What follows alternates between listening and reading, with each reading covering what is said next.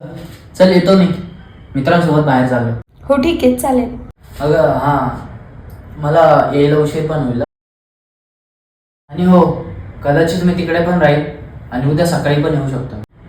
हो ठीक आहे, काही प्रॉब्लेम नाही, चालेल. आता काय झालं ग तुला? तुम्हाला काही विचारत पण नाहीये, आडवत पण नाहीये. किती विचित्र आहोत हो तुम्ही.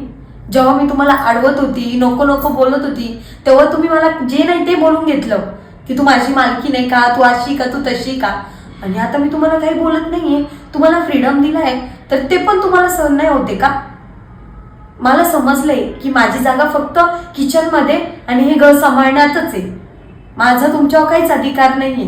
तुम्ही तुमच्या मनासारखं करू शकता, बरोबर ना? आणि माझी लायकी पण नाहीये तुम्हाला विचारायची की तुम्ही कुठे चालले, काय चालले. खरंच ग बायको, मी तुला कधी समजू शकलो नाही आणि ती माझी खूप मोठी चुकी आहे. मला माफ कर प्लीज. मी कुठंच नाही राहणार तुला एकटं सोडून.